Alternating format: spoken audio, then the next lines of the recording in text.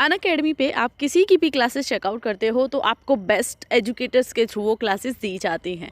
आपको मैंने पहले भी सजेस्ट किया है कि अनअकैडमी पे नेट CSIR की कोचिंग दी जा रही थी, जिसके लिए एग्ज़ाम हो चुका है एंड साथ ही साथ आंसर की भी आउट हो गई है। तो उन्होंने स्पेशल क्लासेस भी बनाई हैं कि कैसे आप आंसर की में सही एंड गलत क्या थे, क्या आपकी मिस्टेक थी, क्या की पॉइंट्स थे, उन पर फोकस करना था आपको, वो सब आप चेकआउट कर सकते हो।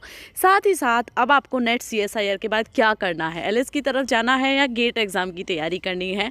तो इस सभी के लिए काउंसलिंग प्रोसीजर जो होता है, काउंसलिंग स्टेप जो होते हैं, सभी सब्जेक्ट के सभी मटेरियल आपको मिल जाएगा इनकी क्लासेस में। वीडियो के डिस्क्रिप्शन में मैं लिंक दे दूंगी, आप चेकआउट कर सकते हो। इसको इन्होंने काउंसलिंग कैंप का नाम दिया है, जिसमें आपको डिटेल में प्रोसीजर समझाया जाएगा। जैसे आपको आपके जो डाउट होते हैं उन्हें कोई क्लियर नहीं करा पाता, तो आप ये क्लास चेक कर लेना कि 7 दिसंबर को ये ऑनलाइन होने वाली है, लाइव होने वाली है, तो आपको चेकआउट करनी है। मैंने वीडियो के डिस्क्रिप्शन में लिंक दे दिया है, आपको कॉपी कर लेना है एंड उसके बाद आप इसे चेकआउट कर सकते हो जाके। आपके लिए काफ़ी अच्छी क्लास है।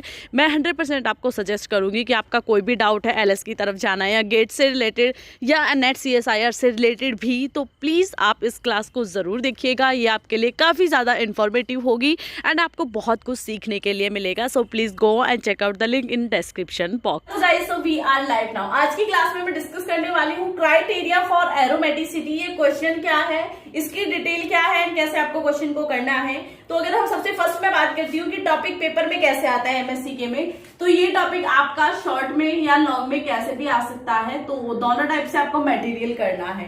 मेरी क्लास में मैं आपको कॉन्सेप्ट कंप्लीट करा रही हूँ। आपको नोट्स चाहिए तो वीडियो के डिस्क्रिप्शन में लिंक है, आप वहां से भी कर सकते हो। क्राइटेरिया फॉर एरोमेटिसिटी यानी कि कोई भी ऐसी डिटेल जिससे हम एरोमेटिसिटी के जो कैरेक्टर्स होते हैं उसे डिटरमाइन कर सकते हैं, वो आपके अंडर आते हैं क्राइटेरिया फॉर एरोमेटिसिटी।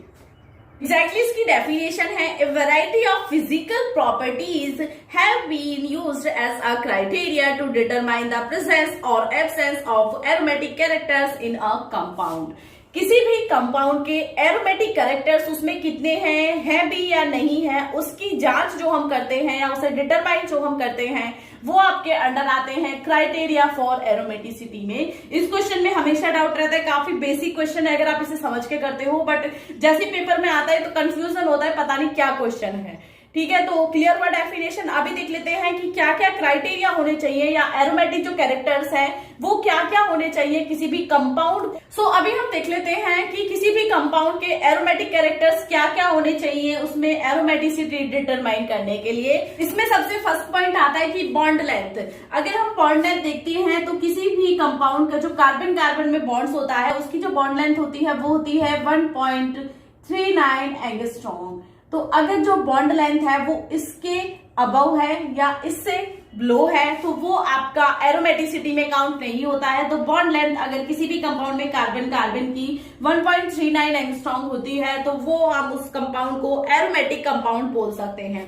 काफी इजी लैंग्वेज में बेसिक तरीके से बता रही हूँ। अगर आप नोट्स में देखोगे तो यही आपको थोड़ा सा थ्योरेटिकल पार्ट ना थोड़ा टफ होता है, बट अगर आपको कॉन्सेप्ट समझ आ गया तो थ्योरेटिकल पार्ट आप इजीली लिख दोगे इस कंपाउंड में। अगर हम कुछ कंपाउंड के एग्जाम्पल देखते हैं तो बेंजीन इसका एग्जाम्पल है, ठीक है, एंथ्रासीन इसका एग्जाम्पल है एंड पायरिडीन इसका एग्जाम्पल है। ठीक है, सेकंड वन इसकी रेजोनेंस एनर्जी कितनी होनी चाहिए। रेजोनेंस एनर्जी की अगर हम बात करते हैं तो जितनी हाई आपकी डीलोकलाइजेशन एनर्जी होगी, ठीक है, यहाँ पे आप डीलोकलाइजेशन एनर्जी लिख सकते हो, जितनी हाई ये होगी उतना ही एरोमेटिक जो सिस्टम है आपका प्लानर सिस्टम है वो स्टेबल होगा। तो डायरेक्टली ये आपके प्रोपोर्शनल है। इसके लिए हम ये भी समझ सकते हैं कि किसी भी कंपाउंड के लिए या एरोमेटिक कंपाउंड के लिए ये एसेंशियल नहीं है कि उसकी प्लानरिटी ही हो। या रेजोनेंस एनर्जी में अगर हम देखते हैं तो ऐसा नहीं है कि प्लानरिटी एसेंशियल है एरोमेटिक कैरेक्टर्स के लिए, तो मे बी अगर इस प्लानरिटी में डिस्टोर्शन है तो भी वो एरोमेटिक